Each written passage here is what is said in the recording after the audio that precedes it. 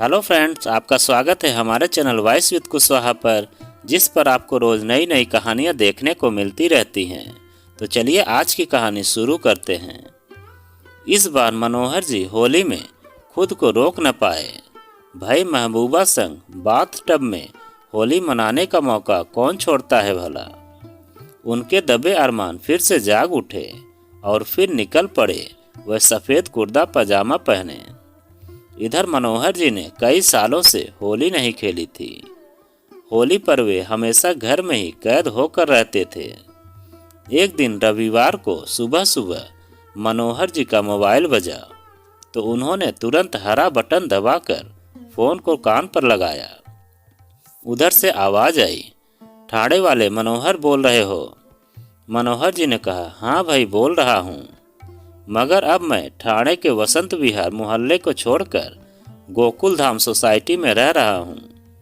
गंदी नाली और गली कूचे वाला मोहल्ला छोड़कर गगन चुमते अपार्टमेंट में रहने का मज़ा ही अलग है। यहाँ मेरी इज्जत है, इसीलिए इस सोसाइटी के लोग मुझे प्यार से मनोहर जी कहकर इज्जत से बुलाते हैं। बताइए आप कौन साहिबा बोल रही हैं? फिर उधर से आवाज़ आई, मैं वही जिसके मोहल्ले की गलियों और कॉलेज के आसपास तुम चक्कर लगाया करते थे। मैं रिक्शे पर बैठकर कॉलेज जाती थी तो तुम अपनी साइकिल पर सवार होकर आहिस्ता से मुझे छेड़ते और फिल्मी प्रेम गीत गाते हुए निकल जाते थे। होली पर तो हमेशा ही मुझे अकेले में रंगने और मेरे ही आसपास भटकने की कोशिश में लगे रहते थे तुम। कई बार तो होली आने से पहले ही तुमने मेरे घर की छत पर बने बाथरूम में मुझे पकड़कर अकेले में मेरे अंग अंग रंगने और मेरे कोमल गाल अपने कठोर गाल से रगड़ने की बुरी कोशिश भी की थी। लेकिन यह सब मैं आज बोल रही हूँ, तुम्हारी अपनी कविता। अरे अरे कविता, वह रूढ़ीवाल नगर के पास पटकापुर वाली कविता। कहो कैसी हो आज, कैसे याद किया मुझे? तुम्हारी आवाज़ तो मेरी साली साहिबा से काफ़ी हद तक मिलती है। जी जनाब, अपनी साली साहिबा को अब मारिए गोली। हो सकता है मेरी आवाज़ आपकी साली साहिबा से मिलती जुलती हो। क्या बताऊं जी, बस आज अचानक पुरानी यादें ताज़ा हो आईं। सोचा इस बार तुम्हें होली पर अपने नज़दीक बुला ही लूं। वर्षों की देर से ही सही, चलो जीते जी तुम्हारे अरमान पूरे कर ही दूं। अब मैं भी इस बार होली पर तुम्ही संग रंग खेलूं, तुम्ही संग भीगूं, तुम्ही संग होली गीत गाऊं, तुम्ही संग नाचूं, तुम्ही संग गुजिया खाऊं, यह अरमान रखती हूँ। अपनी पुरानी महबूबा कविता की बात सुनते ही मनोहर जी ने कहा, क्या हुआ अकेली हो? तुम्हारा परिवार सरिवार कहाँ है जानू? होली की कविता सुनाकर तो तुमने मेरा दिल फिर से एक बार जीत लिया, जिंदा दिल कर दिया जानू। होली और फिर से तुम्हारी याद में मेरे दिल के सुस्त पड़े चैम्बरों में प्रेम उमंग की हरकत शुरू हो गई है। मेरे शरीर की धमनियों में सूखता जा रहा लाल रक्त भी अब बल्लियों उछलने लगा है। कविता बोली, मारो गोली परिवार सरिवार को, पहला प्यार तो पहला ही होता है, बाकी सब तो दिखावटी रिश्ते नाते होते हैं। इसीलिए मैं भी अब तक तुमको कहाँ भूल पाई हूँ। आ जाइए इस बार होली पर हमारे द्वार। इस बार होली के मौके पर कोई भी नहीं है हमारे घर पर। मेरा घर और मैं बस एकदम अकेली रहूँगी घर पर। इसलिए जमकर होली खेलने का सुनहरा मौका है। मेरे यहाँ तो बाथरूम में भी अब बाथटब लगा है, हो जाएगी जमकर उसमें चुपचाप रंगमंगन होली। जरूर आ जाइएगा इस बार हमारे साथ होली खेलने। और हाँ, नया सफ़ेद कुर्ता पजामा पहन कर ही आना, तो मुझे रंगने में ज़्यादा मज़ा आएगा। चलो अब जल्दी से मेरे घर का पता नोट करो। मनोहर जी भी अपने उखड़े हुए दांतों के दर्द को भूल और बिना लाठी का सहारा लिए हुए ऐसे खड़े हुए मानो 21-22 वर्ष के नौजवान हो और बोले, बताओ जल्दी से अपना पता बताओ। आता हूँ इस होली पर तुम्हें रंगने और खुद को भी रंगवाने। अपने वर्षों पुराने अरमान पूरे करने का मौका हाथ लगा है आज, भला कौन कमबख्त नहीं आएगा। मैं वादा करता हूँ कि जरूर आऊँगा होली खेलने, दिल खोल कर तैयार रहिएगा। अपनी महबूबा कविता से बातचीत करने के बाद मनोहर जी मन ही मन चुपचाप सोचने लगे, अच्छा ही हुआ कि इतनी उम्र में भी अभी मेरी अक्ल दाढ़ नहीं उखड़ी, बरकरार है, वरना अक्ल दाढ़ निकलने के बाद तो सभी पुराने रिश्ते पोपले हो जाते हैं। भतीजे भतीजी तक अपने बुआ जी से अपने प्रेम का पुराना रिश्ता निभाते हैं और अपने प्रिय फूफा जी को उम्र के 50वें पड़ाव पर चढ़ाते हुए गाल फुला फुला कर फूफा फूफा कहकर खाने वाली आटा पंजीरी फूकने और बात बात पर चिढ़ाने लगते हैं। सगे साले और सरहजे भी रिश्ता निभाते निभाते परेशान हो जाते हैं, वे भी दूरी बना लेने में ही फायदा समझते हैं।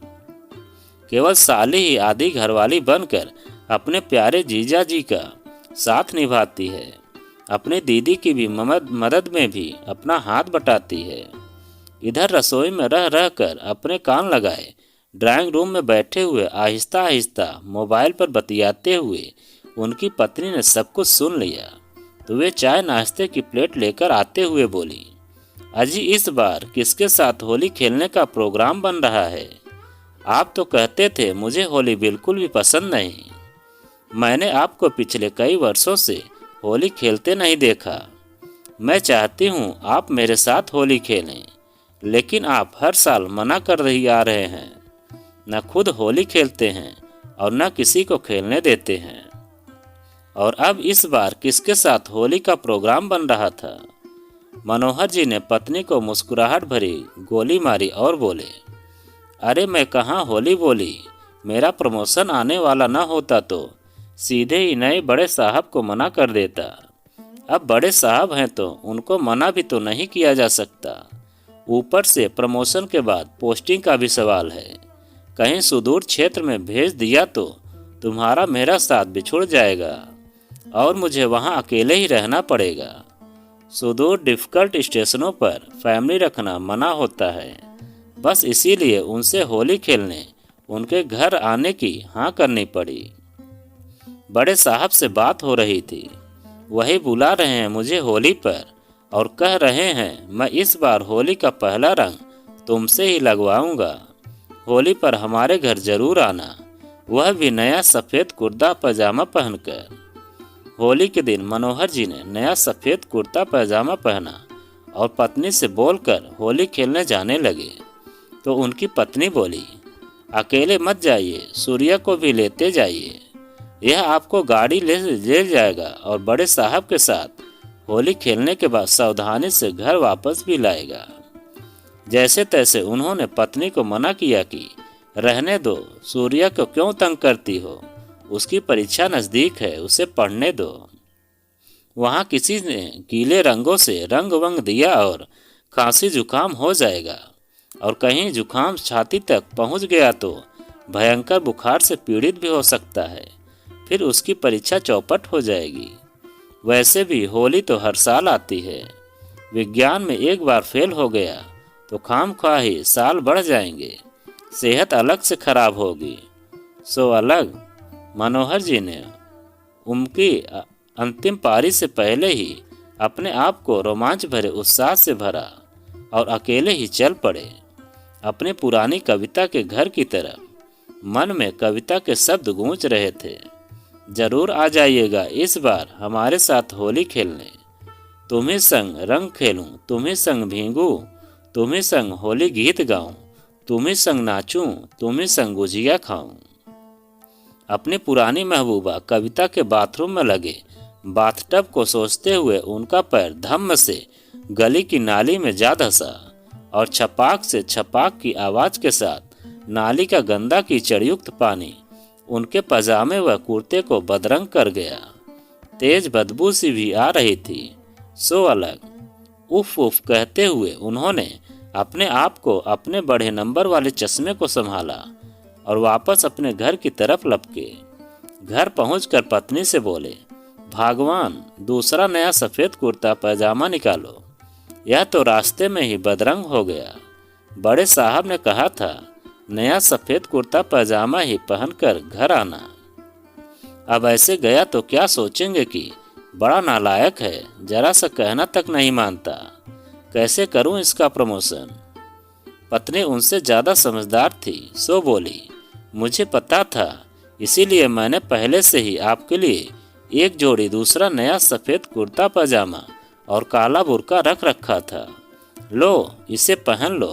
काले बुर्के में जाओगे तो गली का टुच्चा बदमाश हो या फूफा, कोई भी तुम पर रंग नहीं फेंक सकेगा।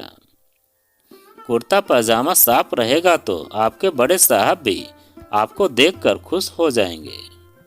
पत्नी साहिबा की समझदारी पर उन्होंने मधुर सहानुभूति जताते हुए उनके गाल पर सूखा हाथ कोमलता से फेरा तो वे शर्मा गई। बोली, आज इतने वर्षों बाद आपका प्यार पाकर मैं धन्य हो गई, वरना आपके हाथ में अब वह दम कहाँ जो पहले कभी मेरे पूरे शरीर को स्पर्श मात्र से ही आनंदित कर देते थे, और आपका उत्साह मुझे अपनी बाहों में कसकर जकड़ लेता था। लेकिन अब तो होली हो या दिवाली, आपकी मीठी जबान भी तीखी कटार लिए सब पर सवार रहती है। मनोहर जी ने कहा, अरे नहीं नहीं नहीं पगली, छोड़ दो पुरानी बातों को, ताना मत मारो, आज होली है। बड़े साहब के यहाँ से होली खेल कर आने दो, तुम्हारे साथ भी जमकर खेलूंगा होली। तुम्हें फिर से उत्साह से भर दूंगा, तुम फिर से मचल उठोगी। अपनी पत्नी को बहलाते फुसलाते हुए मनोहर जी ने मौके की निजी नाजुकता को समझा और नया सफ़ेद कुर्ता पैजामा व बुर्का पहन सीधे भाग चले अपने बड़े साहब यानी पुरानी महबूबा कविता के घर की तरफ। मनोहर जी ने अपनी पुरानी महबूबा कविता के दरवाजे पर पहुंचकर डोरबेल बजाई और दरवाज़ा खुलने का इंतजार करने लगे। तभी छत पर से किसी ने लोहे के हुक लगी हुई डोरी उनके ऊपर ऐसी डाली कि उस डोरी में लगा हुआ लोहे का हुक सीधे उनके बुर्के में जा फंसा और डोरी खींचने पर पूरा बुर्का ऊपर की तरफ उठ गया था। तभी यह क्या था, उनके सफ़ेद कुर्ते पर छपाक छपाक तमाम सारे गोबर, कीचड़, तारकोल, मिट्टी और न जाने क्या क्या के ढेलों का धमाधम धमाधम ठाक ठाक पट पट हो उठा।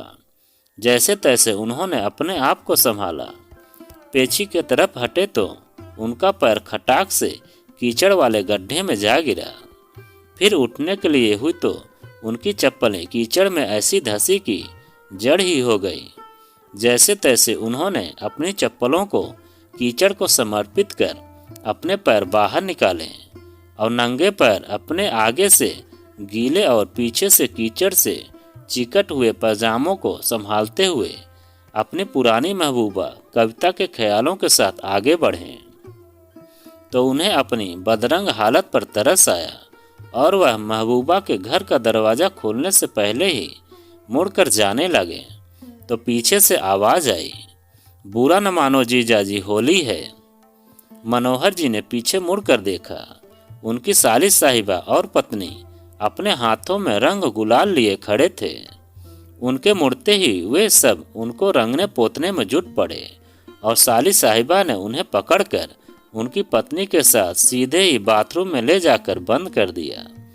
मैं अभी आपके लिए स्पेशल भांग की ठंडाई बना कर लाती हूँ, उसमें मिली स्पेशल जौहर इश्क अंबर नामक जड़ी बूटी पहली मिलन के दिन की तरह चुस्त पुरुस्त कर देगी आप और आपके ढीले पूरे शरीर के अंग अंग को। मुझे यकीन है आप आज सदा के लिए भूल ही जाएंगे अपनी पुरानी महबूबा कविता को। अब तो आप दीदी को ही कविता मानकर होली खेलिए। दीदी तो हमेशा तैयार रहती हैं आपके साथ मल मल कर, पकड़ पकड़ कर और रगड़ रगड़ कर होली खेलने के लिए।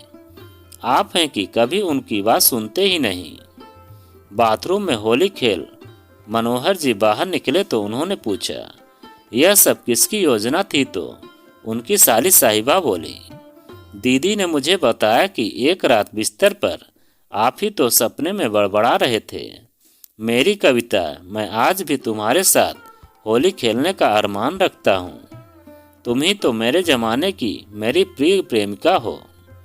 इस बार मुझे बुला लो अपने पास होली खेलने के लिए। और कविता रूप गुनगुना रहे थे। तुम्ही संग रंग खेलूं, तुम्ही संग भीगूं, तुम्ही संग होली गीत गाऊं, तुम्ही संग नाचूं, तुम्ही संग गुजिया खाऊं। प्रिय जीजा जी, बस आपकी कविता सुनकर हम दोनों ने मिलकर यह समृद्ध होली खेलो योजना बना डाली। मनोहर जी ने कहा, अरे ऐसा नहीं हो सकता, मैं तो सपने देखता ही नहीं हूँ। और कविता करना, तुम्ही संग रंग खेलूं, तुम्ही संग भीगूं, तुम्ही संग होली गीत गाऊं तो मेरे बस से बाहर की बात है। मैं सपने देखता भी तो हूँ, कभी कभी बड़बड़ाता नहीं, ऐसा मेरा पूर्ण विश्वास है। इस बात पर कमल पुष्प समान हंसती हुई साली साहिबा बोली, रहने दीजिए दीजा जी, आजकल मोबाइल का जमाना है। दीदी ने आपकी सारी बड़बड़ाहट और गुनगुनाहट की रिकॉर्डिंग कर रखी है, कहें तो सुनाऊं? चल चल बस कर, अब रहने भी दे। कहकर मनोहर जी ने अपनी साली साहिबा से कहा, चलो अब सभी बच्चों को भी यहाँ बुला लेना चाहिए। आज बहुत दिनों बाद फिर से होली की पार्टी करते हैं और मोहल्ले भर में शाम को सभी के घर जा जाकर होली की हार्दिक बधाई देते हैं। इस बार साली साहिबा बोली, मेरे प्यारे भोले भाले जीजा जी, सुना है मेवाड़ राजस्थान की कवियत्री मीराबाई को तो एक नज़र में श्याम से प्यार हो गया था। दीदी की तो राधे और श्याम दो दो रूप में आप यानी मनोहर मिल गए हैं। बड़ी भाग्यशाली हैं वे। इस होली के बाद मुझे भी कहीं किसी के संग सदा के लिए बांधिए ना, वरना कहीं ऐसा ना हो कि मैं आप संग ही सदा के लिए यहीं न रह जाऊं। मनोहर जी और उनकी पत्नी ने जैसे ही सुना तो दोनों एक साथ बोले, चल पगली, चिंता मत कर, तेरे हाथ भी अब जल्दी ही पीले कर दिए जाएंगे। अगले महीने तुझे देखने वाले आ रहे हैं। नागपुर सोरो मोहल्ले वाले चाचा के जानकार हैं। लड़का एमटेक टेक्निकल डायरेक्टर है। तब तक उधर मोहन जी के बच्चे भी सामने आ चुके थे।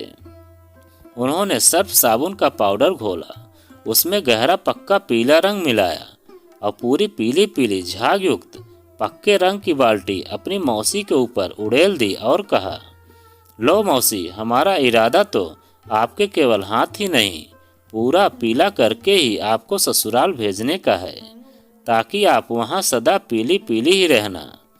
यहाँ की तरह बात बात पर तुनक तुनक कर किसी से भी लाल पीली कभी मत होना। बच्चों की बात सुनकर मनोहर जी का पूरा परिवार हंसी के ठहाके लगाकर होली की खुशियाँ लुटाने लगा। इस बार उनकी साली साहिबा भी पीला गुलाल बनकर मंद मंद मुस्कुराकर शर्मा उठी।